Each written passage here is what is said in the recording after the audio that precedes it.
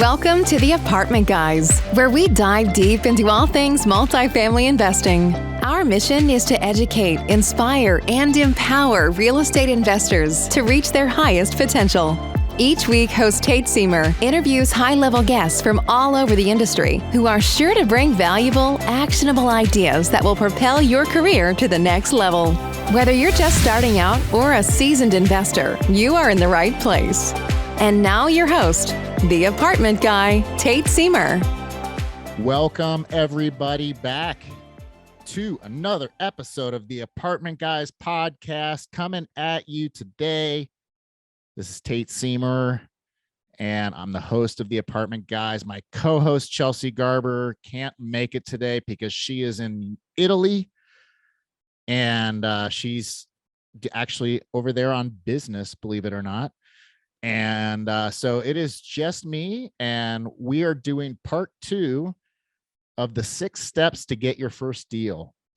And last week, Chelsea and I went over steps 1 through 3, and I'll just briefly review each one of those steps. We talked about step number 1 is getting a mentor or a coach in the space of commercial multifamily real estate.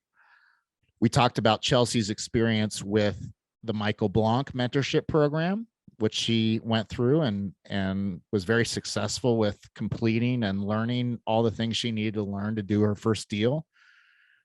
We talked about Jake and Gino's offering. Theirs is a 2-year program. By the way, we have no affiliation with any of these officially. We love these guys, but we don't, they're not sponsors of the podcast, so to speak. We're just offering resources for you so that you can go out there and kill it in this space. So in addition to those 2 programs, we talked about, there's others, right? There's Rod Cleef's program. Corey Peterson has a mastermind that's great. It's fantastic. But a mentorship program or a coaching program inside the space of commercial multifamily is going to deliver you years ahead of where you otherwise would be. And it's also going to make sure that you avoid critical mistakes, right? Because the coach, like the Jake and Gino program, for instance, the coaches, you have your coach, right? You have a personal coach, and his or her job is to make you successful and make sure that you succeed and don't make critical mistakes and structure things properly and all that stuff. So getting a mentor, again, is like it's like rocket fuel for this business, and I strongly recommend that you consider that. And if you have questions about that, feel free to reach out to me at investwithgreenlight.com. You can book an appointment with me there. We can talk for 15 minutes, 20 minutes about your business, no strings attached. That offer is always there. My Calendly link is in the website, investwithgreenlight.com. So that goes for any of these subjects if you'd like to discuss them and learn more about them. The second step that Chelsea and I talked about in the 6 steps to getting your first deal is start identifying target markets. And we talked about the advantages of being in your own market, but sometimes your own market might, like Salt Lake City, for instance, for us, this is an appreciation market. It's not a cash flow market. And we are intentional about doing deals that cash flow and provide our investors with ongoing returns throughout the investment, paid on a quarterly basis. And so our investors, we invest in Columbus, Ohio, and Oklahoma City, Oklahoma. We are also looking in Tulsa and Cincinnati, and we own properties in Oklahoma and Oklahoma City and Columbus, Ohio, and Mansfield, Ohio. So identifying a market to go after, maybe 2 at the most, will get you started in forming relationships with brokers in that market, property managers, construction firms, construction managers. And that's going to allow you to really thrive and succeed in getting your first deal. That's how you go about getting your first deal. You can also go direct to seller. We'll talk about that. And, again, you need to know the market. You need to know the neighborhoods. And the most important aspect of this is to go to the market, go to that target market, go there multiple times, FaceTime with brokers and with other important power team members that you are looking to form relationships with. You can't beat FaceTime. And what you want to do is you want to tour properties, ideally with brokers. It's great to go to coffee or lunch. They do that all day, every day kind of thing. But ideally you're touring properties and you're talking about deals and you're learning from the broker about the market, right? Because when you talk about a specific deal, you're learning about, of course, the market that it's in. And that's super important to the deal. So start identifying your target markets. That's step 2. Step 3 is to identify your strengths and superpowers inside of this business once you get to know it well enough, and do those things and look for partners to fill in the gaps. So in other words, you might be really great at finding deals. You might be really great at raising capital. You might be really good at underwriting. You might be really good at asset management, right? Those are things to know about yourself and to know what you do well, because what you do well is something that you're also going to enjoy it. And for me, I love this business and I love what I do and get to do every day. And so, and to me, enjoyment is very important. I make no bones about that. It's enjoying my work is a priority and a core value of mine. So, identify your strengths, your resources, what you have, what you don't have, and start looking for partners to fill in the gaps. Maybe that's a key partner or key principal for your deal, your loan sponsor, with the net worth, liquidity, and resume that's required by lenders to get the loan. Maybe that's a capital raiser that's going to dig in with you and raise the capital for the deal. Maybe it's a deal finder. Maybe you're the capital raiser. So know yourself, right? That this is like an important part of spirituality and everything else is in life, is to know yourself. And the better you know yourself and strengths and weaknesses, the better that you can perform inside of your strengths. Highly recommend doing a self-inventory on this and read books, right? Read Lance Edwards' book, The Secret of Making Big Money in Small Apartments. Read Joe Fairless's book, which is the best ever apartment syndication book, and start to look at the different roles in a general partnership and a GP, and start to envision what you can do well and do it. Step 4 is where we're going to start off today. Brand new step that we didn't talk about. And that's to start raising capital. And again, you can do this through your relationships with capital raisers or capital partners, but if you're going to go about raising money for your deal yourself, this is something that you want to start right away.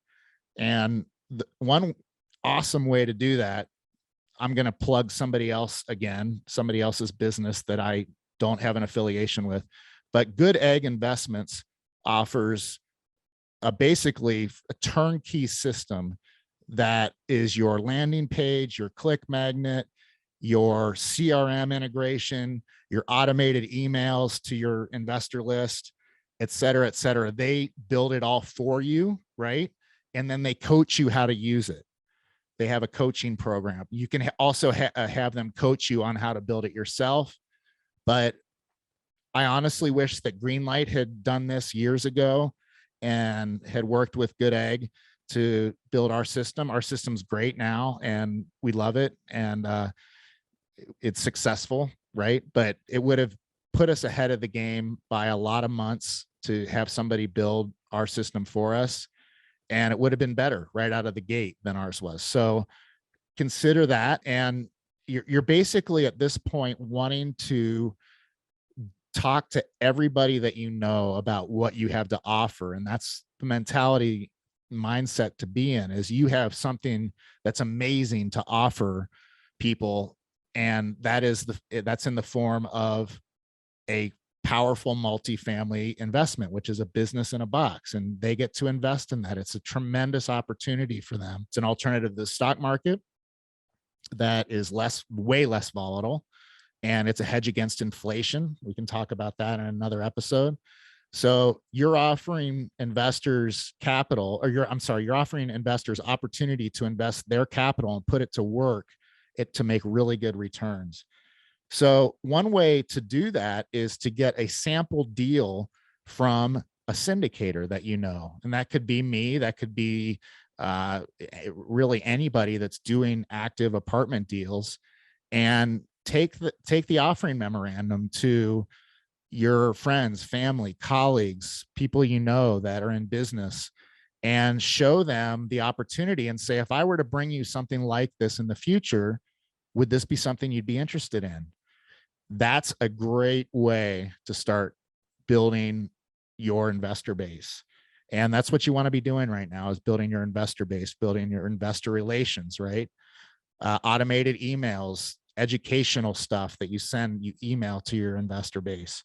These are all super important aspects of getting a deal done, getting your first deal done. You're going to need capital to get it done. So that's step 4, start raising capital. Step 5 is my favorite, and that's find a deal. Go find a deal.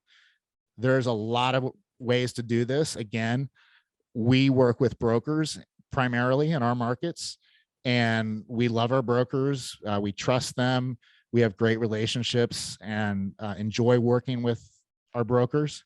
But there's other ways to go about getting a deal as well. You could go direct to seller through a program like Reonomy or Yardi Matrix, and identify properties that you want to go after, the size, the vintage, et cetera, that you want to go after, and start calling those owners and start writing them and start emailing them, texting them, and forming relationships. This is a long game. What you're trying to do when you're out finding a deal, whether it's with a broker or an owner, is establish a relationship, establish rapport. And again, it could take 5 to 7 touches before you get a response from an owner.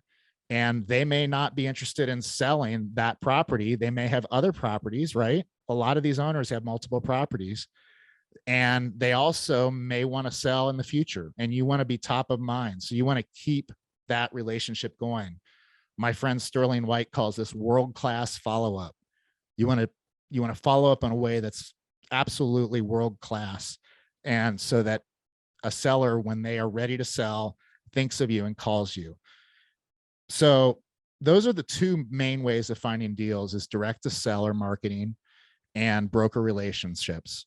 And that's really where you want to focus. And that's how you want to go out and establish your business and establish your brand inside of that, right? So that's step 5. I'll emphasize once again how crucial it is to go to the market that you're shopping in. It's so key. And if we're going to write an LOI, a letter of intent, which is basically the first step in an offer, if we're going to write an LOI on a property, we will go to the property first and walk it with the broker and make sure that we are 100% confident, at least in our offer, our preliminary letter of intent, to move forward. And again, that shows a lot of initiative to the seller when they're trying to decide between you and somebody else. If you've been there, if you flew or drove to that market from a long distance, that really gets their attention, right? Gets your broker's attention, and it gets the seller's attention. So going to the market is gold, guys and gals. Like, you want to be doing that.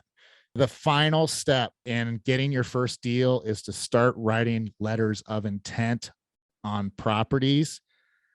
Of course, that requires underwriting those properties.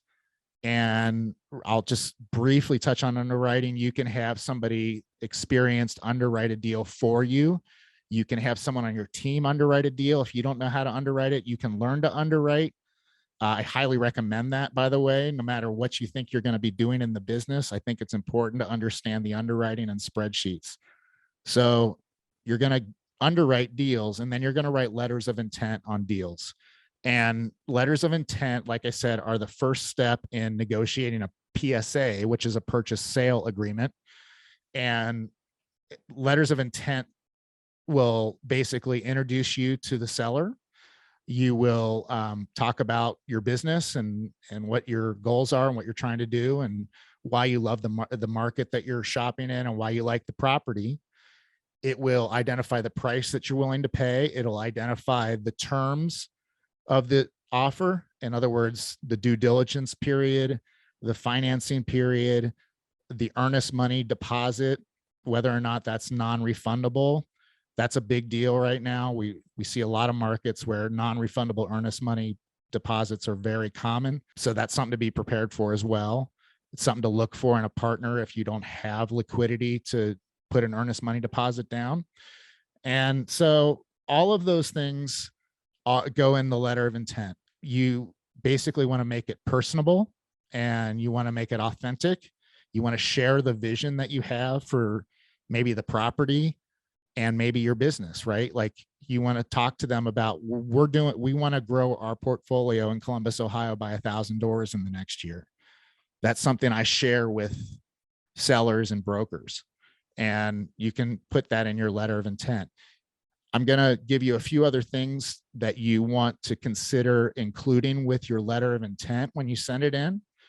You may want to write an additional cover letter. Maybe if it's even handwritten, but we often write a cover letter, and we often send our credibility kit, which is our company profile brochure PDF that tells all about our team, how we do our deals, how we structure deals, what we look for in deals. It also has our portfolio in it. We will also send in a pre-approval letter, and sometimes that's just a letter from our lender that says we've reviewed this deal, we've underwritten it ourselves. This is the basics of the loan that we think we're going to be able to get. And by the way, we've already closed deal. Well, in this case, it's your first deal. So we've underwritten the sponsor as well. Like you want to include all that, have your lender include that all in his or her letter to the seller with your letter of intent. One other thing that you can include with your letter of intent is proof of funds. And if you have a partner or if you have funds yourself that you can show will cover the earnest money deposit, the down payment on the loan, perhaps the capital raise even. That's unusual, but if you can show capital, right, that's going to increase the seller's confidence and the broker's confidence that you can close the deal.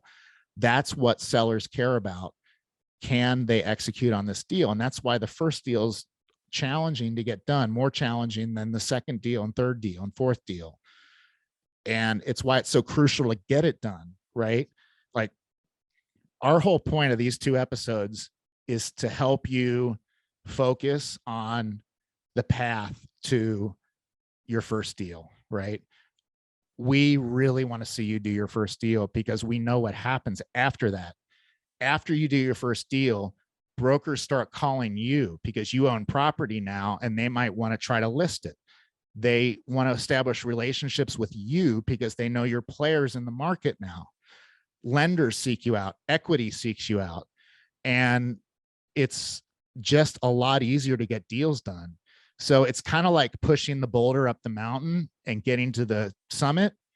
And then after that first deal, which is the summit, you're rolling the boulder more downhill, right? And it's easier and it gets easier.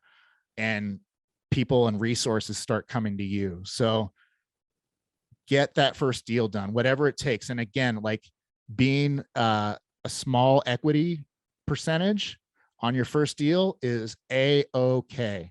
You want to do whatever it takes to get that first deal done. Be on the GP yourself, even if it's 10% or 5% or 15 or 20% of the GP. You want to get the deal done because then you can say, I have this many doors, I have this much experience, I've built my resume, and that's really the most important aspect of your first deal. Of course, as deals come down the pipe in your future, you're going to structure them so that you're doing very well as possible, right? With consideration to your limited partners, you want them to do very well.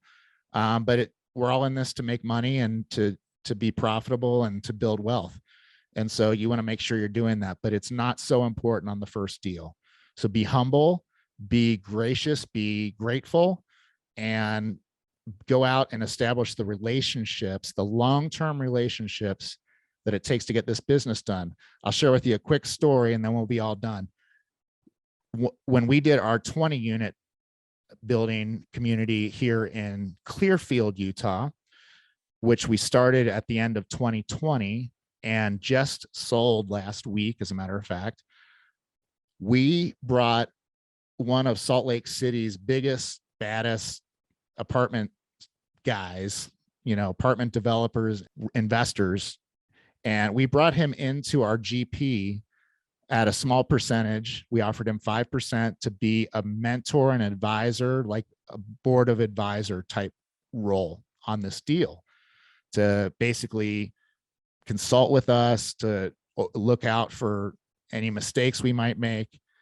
And we have since done 5 deals with that partner, who is now our loan sponsor.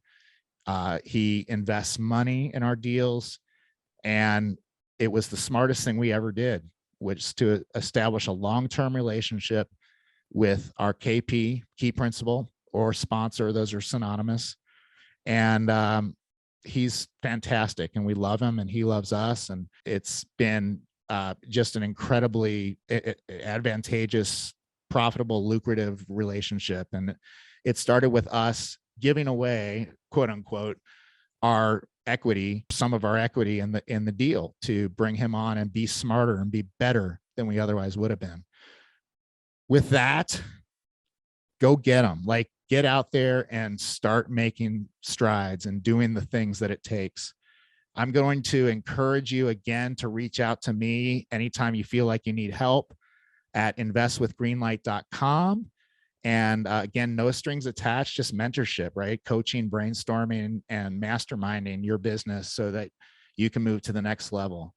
And we do have a 506c offering that we're raising for right now. You can find that at the website as well, investwithgreenlight.com. And I would also just briefly ask you to leave a rating and review if you got a lot out of this episode. We love to hear from you in the way of a rating or review on Apple Podcasts. So with that, I'm going to say thank you again for listening, and thanks for being a loyal listener. We want to see you succeed. And so I'll just say thank you again, and go get them. Take care, everybody. We'll talk to you next week, and Chelsea will be back next week.